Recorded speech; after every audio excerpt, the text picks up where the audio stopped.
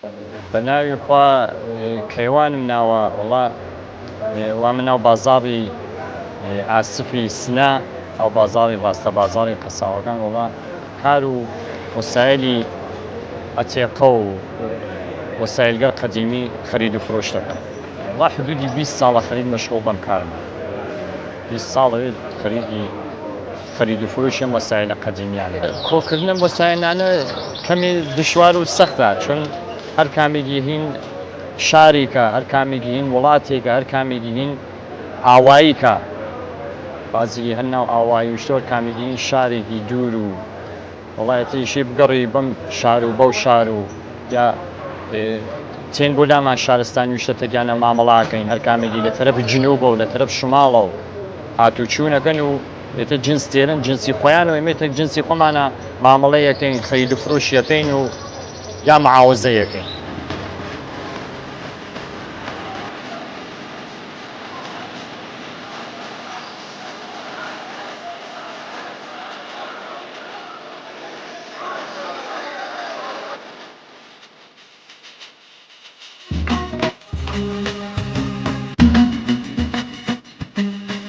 وەسیلەکە دەگەس خۆمان زانین کام شارە، ئێتر خۆمان ڕۆین بۆ شارانە، ئێتر لەسەر مەسیرەکەمانە کەڕین بۆ شارانە هەست ئاوایی و شتێکی هاتیە بازە وەسایلەرە هەر ناو ئاوایی و شارگەرێک دێهاتگەرێک کە نزیک بەو شارنە هەست ناو ئاوایانە ئێتر پرسی خەڵکەکەین و یا مەرحەبایەک ناو ئاوایەکە و پرسی خەڵکەکەکەین ئەو ماڵە ئەو شوێنە کە ئەو جنسیانە هەست معرفیەکەن پێمان. ئێتر ئێمەش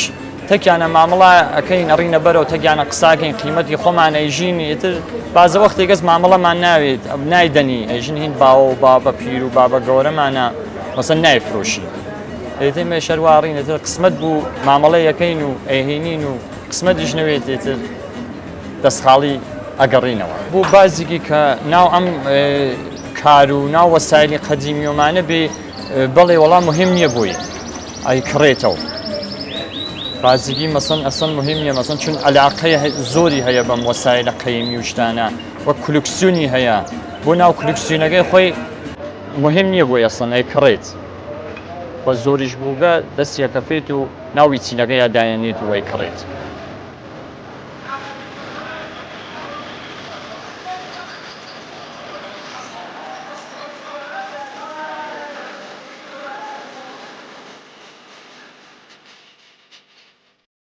لەم دوکان و لەم شغڵە کەمەز شتێ زۆر نییە لە شارەکانە، هەر کامێکیشیان هەنە منتەقەیەکە منتەقەی بە خوسوس خۆیان هەست. ئێتر هاتوچوون و شتەکەگەن یەکترین ئاشناوینەوە مەسەن تین ئایسەر ناوم بازاڕی ئاسفە تقریبا شاید 7-8 دوکان یا 10 دوکان نەهایەتی گشتمان هاینە دەور یەکەوە. ئێتر لەوە زیاتری تیان نیە لەم شارە و شارانی تریشە هەر کوێ بڕی هەر کامێکیان منتەقەیەکیان هەست. ئێتر ئێمە ڕین بۆ ئەو منتەقە ئایسە خۆمان ناو یەکە خۆمانی هەر هەفت ڕۆژەکەی هەفتە هەر ڕۆژێکی ماندا هەستە شارێ. ئێتر ناو کوردەواریە یا ناوچتا پەخشمانە و کردگەسەوە هەر ڕۆژێکی و هاین لە شارێکە مەسەن شەمەی هاین لە شارێکە مەنزوور هاین لە سەقزە، یەکشەمەی هاین لە ئورومیە، دووشەمەی هاین لە هەمەدانە، جمعەی هاین لە کرماشانە. ئێتر بە یەکە و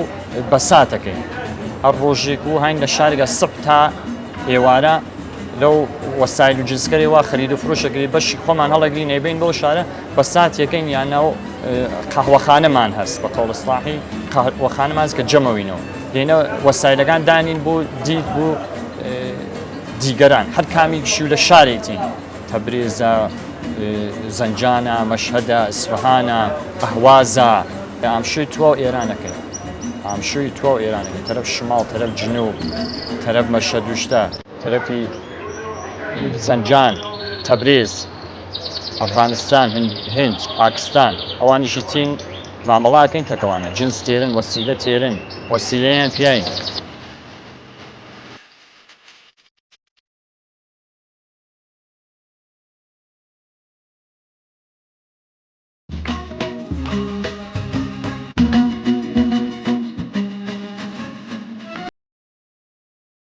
شکر بۆ خوا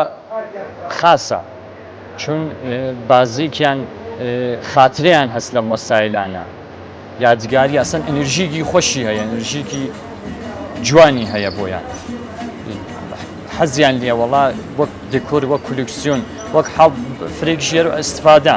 ئەی بنەوە بۆ ماڵ بۆ ئەستفادەکردن ناو ماڵیان یا بۆ دێکۆردایەنن و حاڵ و هەوای خۆشیان پیا لە ماڵە ئەنرژی خۆشیان پیا حاڵ و هەوایان ئەوەزەکە تاریخی دقیق نازانم بژم چەند ساڵۆڵێ هین فرە زوو هین قەدیمە شتیان هین قەدیمن وەڵایەتر تقریبا 150 250 300 ساڵی پیش شایدیش بیشتر هەرتیان نابێ وەسایلانە ئەمانە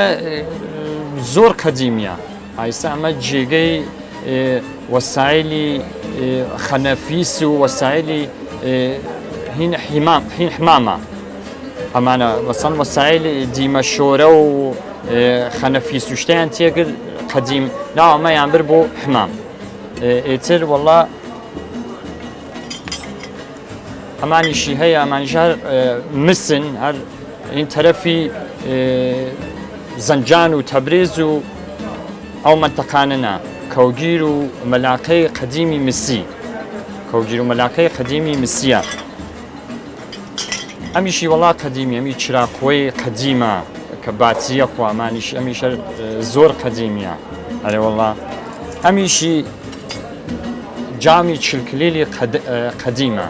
جامی ئاوچلەی مناڵیان پێ ئەڕژان لە قەدیمە هیچیشەر ئیسفادەی لێ یەکەنی سەدا خەڵق زۆر ئیسفادەی لێک ئاوچلەی مناڵی پێڕژن مناڵ کە تێت بە دنیا دوای چل ڕۆژە و ئەشێ وەسڵی ئەو مناڵە بدەن بەم جامە چلکلێڵە ئاوچلەی مناڵی پێڕژنن ئاوی پیاگەنەوەی وڵات ئەمە جامی چلگەی ئاوی پیاگەن چلدانێش ئاو کەن بە بەو مناڵە کە وەسڵی ئەو مناڵە دەرچێت لە قەدیم و بابە پیر و گەورەکانمانە بوو بە ئیسیشار ئیسفادەی لێ ئەەکەن و خاهانی زۆرە ئەمیش وەڵا هەوەنگی قەدیمیە ئاوانی قەدیمە ئەمیش بۆ وردکردن وەسیلە و شتە ئیسفادەیان لێ کرد هاوانی قەدیمە میشە